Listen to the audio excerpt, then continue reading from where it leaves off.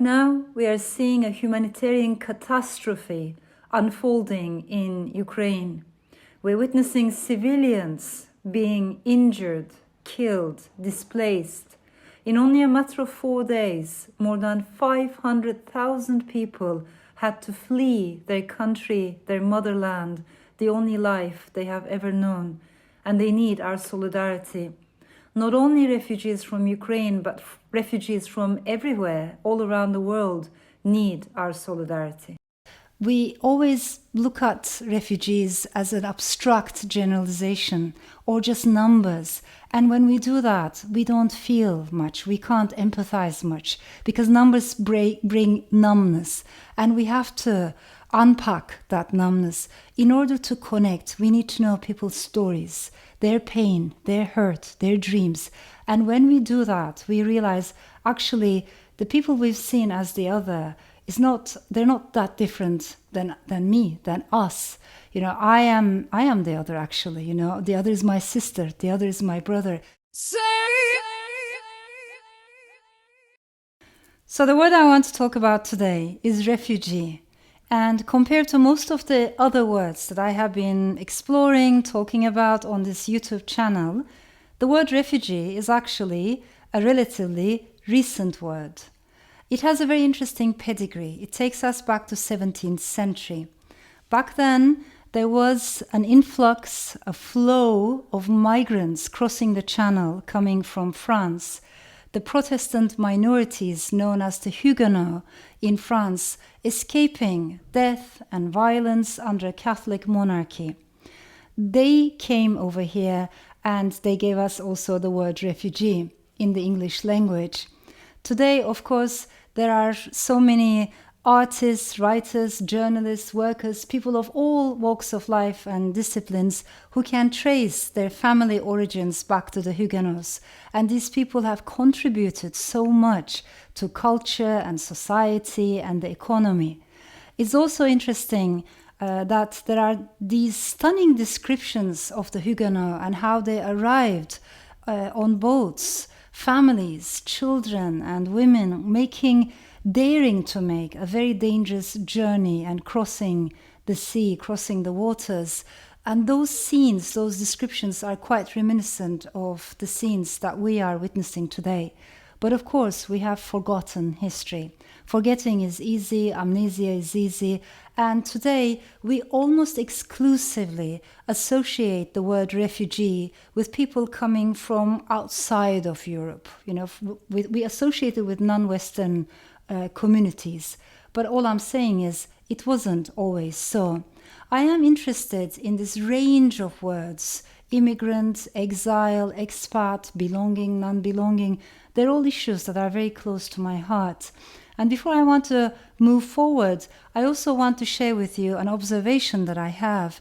When we talk about people, let's say foreigners living in Turkey, such as Americans living in Turkey, Spanish people living in Turkey, we use the word expats. But when it's vice versa, we almost never use the word expat. So expat is a word used mostly for Westerners, but when it comes to non-Westerners, we look for other words. We look for words like refugees or migrants or immigrants. That's very interesting to me. But as I said, there's a whole range of words. How do we differentiate? And there is a legal distinction that is important. The word migrant is usually used for people who want a better life, who want to give their children a better life in economic terms. Whereas in the case of refugees, there's a life and death issue. These are people who have to escape, you know, persecution and violence and extreme conflicts. So there's an urgency to their displacement. And I think that is a very important distinction to keep in mind. But I'm going to take a step further now. And there's an author, a philosopher, a thinker, whom I respect a lot, who has said so much about refugees and whose words are very relevant today, even more than ever before, and that person is Hannah Arendt. Of course, she herself was a refugee, escaping the Holocaust as a German Jewish intellectual. And when she was in America, she wrote a piece, an essay called We, the Refugees. And it's very interesting because she says, first and foremost, we don't like to be called refugees. We want to, between us, among us, we call each other newcomers or immigrants sometimes, but she's not very fond of the word refugee, and I understand that. But fast forward, I think what is important today to remember that after the Second World War, there was an urgent need to talk about the most basic human rights, to look for a sense of belonging, a safe space.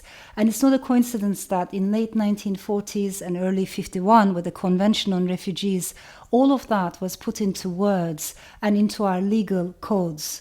But today, unfortunately, there is a big tension between people who want to embrace the universal human rights of refugees, of every human being, to seek asylum if they fear for their lives, if they are under urgent threat of violence. So people who understand those basic universal human rights, and some, especially demagogues, who want to ride these populist, nativist, isolationist and tribalist waves that we are seeing in country after country today. We are too often forced into dualities, and we are being told that you can either care for the refugees or you can care for your nation, the safety of your nation, the security of your nation. So it seems like we only have two choices. But I'm saying that is wrong. We don't have to accept this dualistic way of looking at the world. You can love your country. You can be a patriot. You can, have a strong emotional attachment to the land of your ancestors, to the culture of your ancestors. And yes, you can care passionately, sincerely about the safety and security of your nation. And at the same time, you can care about the refugees. You can care about what's going on in Afghanistan, in Syria, what women are going through there, what minorities are going through there. It always frustrates me to see how there's this notion of realpolitik. Realpolitik makes us think that if you want to make a good omelette, you can break a few eggs. It's okay. There are casualties. And always those casualties are women. Always casualties are minorities, as we have seen in Afghanistan. Now we are seeing a humanitarian catastrophe unfolding in Ukraine. We're witnessing civilians being injured, killed, displaced. In only a matter of 4 days, more than 500,000 people had to flee their country, their motherland, the only life they have ever known, and they need our solidarity. Not only refugees from Ukraine, but refugees from everywhere, all around the world, need our solidarity. So we don't have to accept this dualistic way of thinking. You can have strong local attachments and emotional bonds with your country, but at the same time, be a citizen of the world. I think that is possible. And the final thing that I want to add is that we always look at refugees as an abstract generalization or just numbers. And when we do that, we don't feel much. We can't empathize much because numbers bring numbness. And we have to unpack that numbness. In order to connect, we need to know people's stories, their pain, their hurt, their dreams. And when we do that, we realize actually the people we've seen as the other they're not that different than me, than us.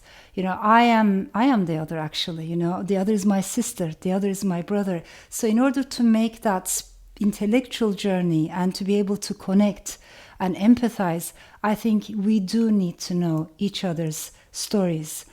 At the end of the day, of course, there are lots of political reasons why we talk about refugee crisis and why it's creating so many emotional debates. But I think there's a psychological dimension to it as well. We look at refugees and sometimes we pity and sometimes maybe we fear. We fear that one day we too might become refugees. We fear that our lives are also quite vulnerable, more fragile than we assumed. And don't forget that we are going to have more and more climate refugees as the climate crisis is going to unfold.